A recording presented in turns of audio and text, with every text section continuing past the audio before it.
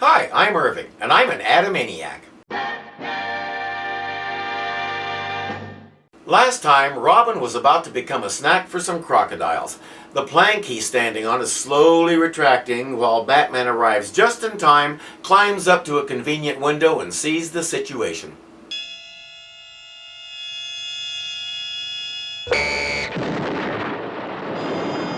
He upgraded to dual lasers for the new season.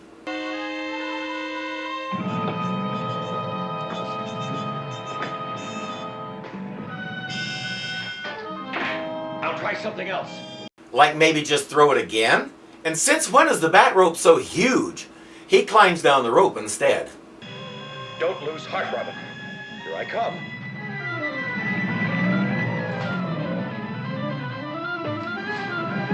The rope couldn't hold their weight, snapped, and they both plunged to a horrible end. Go to commercial. It was my fault, Batman. Dropping the bat radio in the Sphinx. I'll be more careful next time. Experience teaches slowly, Robin, and at a cost of many mistakes. Now go to your room and wait for your spanking. You know how wives are, Chief O'Hara. It's our anniversary, and I promised I'd take her to lunch, but leaving this office under the circumstances... Oh, think no more about it, Commissioner. I'll be proud to take over for an hour or so. I consider it an honor that you've asked me. I hoped you'd say that. Miss Patrick, Chief O'Hara is in charge of this office until I return. Please follow routine procedure. Gordon leaving and putting O'Hara in charge. What could possibly go wrong? Your pill, Chief O'Hara. I never take pills. It's routine procedure. He doesn't ask what it is. He doesn't ask what it does. She says routine procedure and everything else goes out the window. Commissioner, thank heavens I've reached you in time. Oh, the Commissioner has just stepped out, Batman. This is Chief O'Hara. I'm in charge here for the time being. Well, thank heavens I reached you, Chief O'Hara. There's treachery in that office. The Commissioner's summer secretary, the one who's replacing Bonnie, is King Tut's current Queen of the Nile. Begorra! We'll be there within a half hour. But don't be persuaded to take one of the Commissioner's vitamin capsules. Oh, don't you worry, Cape Crusader. I wouldn't even think of... I already took one. Tut suddenly appears in the office and he and O'Hara have it out. On your knees, Helot. You got the wrong Helot. On your knees anyway. The devil you say, Tut. You'll not bend my will to yours.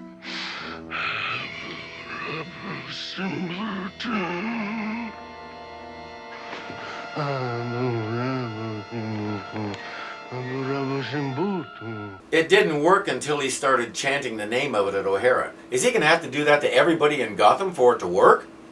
Batman and Robin race to headquarters only to see this. What's he doing out there? I suspect the worst, Robin. Chief O'Hara, take it easy. Hi! Hello down there, me buckles! He's at least 5 stories up. How did he hear Batman? Tut decides to crank things up. Chief O'Hara! Sorry to disturb you. A little acrobatics. Use the pole. Oh, that's very good. Don't fall. As Batman and Robin head in to try and talk the chief off the ledge, Tut spots them. That's away again, my pet. We have enough sport for one morning. Without even seeing him? Batman, that is. Cleo, just what does Batman mean to you? Oh, I guess it's all that restoratory power in his body. Or whatever he said. Restoratory power. That's what he has over women. If anybody has any idea what that is, it'll still do you no good.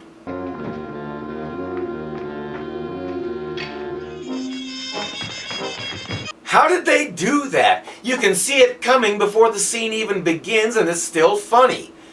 They talk O'Hara off the ledge while Tut returns to his hideout. My pets. My babies. My beautiful emerald black cherubims. They all must die. But they'll produce 95,000 gallons of inside, outside, upside down too. That's enough bug juice to clop everybody in Gotham City. Or my name ain't Amenophis Toothick. If you say that again, I'm gonna slap you. Thank the Pharaoh for small favors. I just hope we can get the stuff brewed before Batman finds us. The mention of Batman made him fart? Do pharaohs fart? I know girls don't, but I don't know about pharaohs. Cleo tells him that Gordon is back and O'Hara is out of the picture, so Tut is off to pay the commissioner a visit. Meanwhile, in the Batcave... I say the first order of business is to have Commissioner Gordon and Chief O'Hara removed from office. I mean, we can't have police officials who are helpless pawns of a master criminal. Here we are, sir. 6 glasses of buttermilk. Oh, thank you, Alfred. You can discount Chief O'Hara. Robin, I suspect he's the victim of happenstance. That still leaves Commissioner Gordon. Batman is apparently dealing with a calcium deficiency. Maybe that's why he couldn't throw the rope so Robin could catch it. Batman explains that he's searching these ancient scrolls, don't ask how he got his hands on them, for the antidote to Abu Rabu Simbu 2. Just then the bat phone rings. Beeps. I'm very sorry to disturb you, but this is very important. Now listen very carefully. This is what you have to do. This is how Commissioner Gordon always talks. There is nothing suspicious about it at all. This is a recording. The Sphinx is back and it's making predictions just as Batman predicted. The Sphinx predicted that Batman would predict that it was making predictions, but it couldn't know that Batman predicted that the Sphinx would predict that Batman would... Royal subjects, I have returned. And now for my latest prediction. Your all-powerful, all-conquering, all-good, friendly Pharaoh will reduce water rates, give you more drinking fountains, and will positively stamp out bat brutality. This is a promise, this is a pledge, this is a recording. I promise on my life I did not know that line was coming. After the announcement, they chat with Gordon a bit. Drinking fountains, I'm parched, aren't you? Ah. A quaint, old-fashioned refreshments cart. May I treat you to a lemonade? Thank you, Commissioner. That sounds refreshing. Boy wonder? No, thank you. Very well, sir. Since Tut's plan is to put the oobla doobla ya ya ya 2 in the water supply, I'm gonna guess there's more than lemons in that lemonade.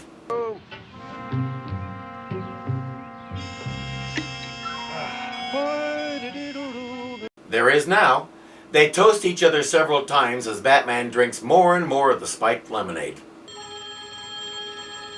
I'll get that. Whose phone is it? We're out here in a park. Why would Robin be answering a phone here? Why is there a phone here? And may the first super criminal to feel our righteous wrath be King Tut. I'll sign that one on the dotted line. It's for you, Batman. Who calls Batman on a payphone in the middle of a park? I'll give you one guess. King Tut, Batman, and he insists on talking to you right now. He does he? Well, I've got a message for him. Tut, this is Batman. Yes? Yes? Yes, Your Majesty. If you figured out ahead of time that the phone call was to get Batman under Tut's power, congratulations on your remarkable ability to spot the obvious. Too bad Batman got too much of the potion and fell asleep. Now he's sleepwalking. What is it, Batman? What's the matter? Batman, what's wrong? I can't tell what it is, Commissioner, but I think something's happened to Batman. He may have fallen under the spell of King Tut. Meanwhile, Robin's so boring he put Commissioner Gordon to sleep too. Can't you do something? Tut's chemist is about done making the potion when Batman comes in.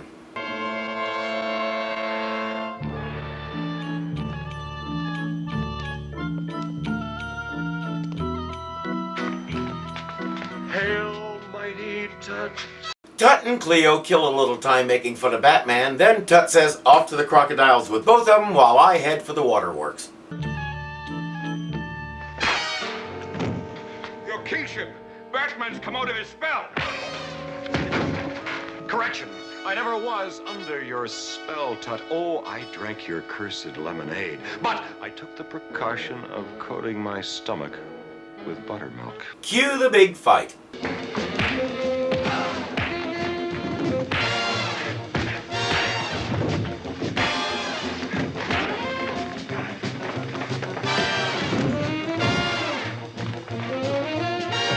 Now I know where they got the name for those pterodactyl-like things in Borderlands. It must be terrible to be considered nothing more than a silly sound effect.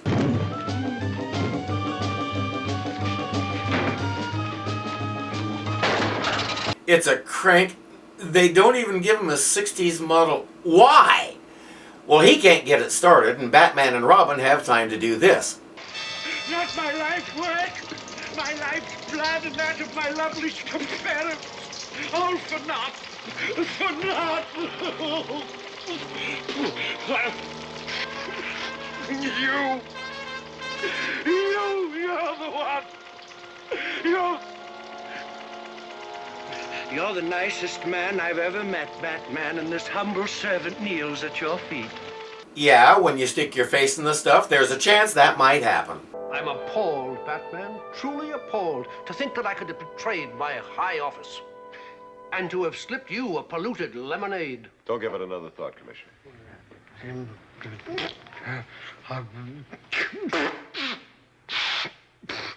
That will be all, young gentlemen. Complete your assignments and hand them in tomorrow.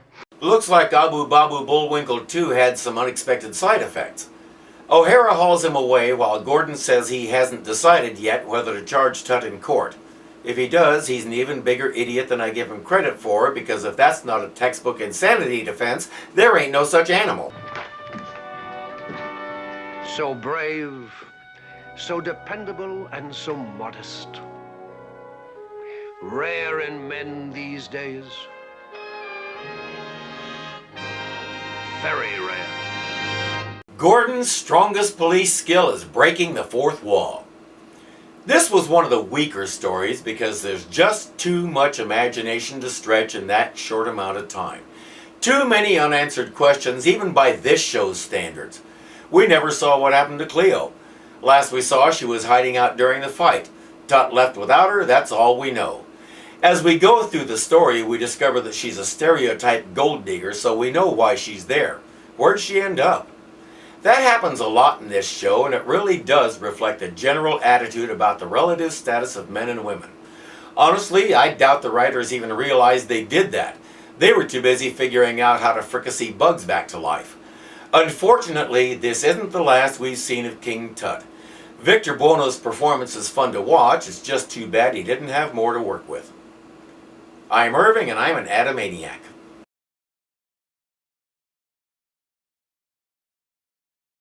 Too many what? Victor Buono's performance is fun to watch. It's just too bad he didn't have much. Gosh! Gordon's strongest police skill is in breaking the fourth. Why did I say in? That happens a lot in this show, and it really does reflect a general attitude about the relative status of men and women. Women? As we go through the story, we discover that she's a stereotype gold digger, so we know why she's there. Where'd she go? We don't know. Well, come on. Gordon's strongest police skill is breaking the fourth wall. This was one of the weaker stories because there's just too much Alright, time to take a break.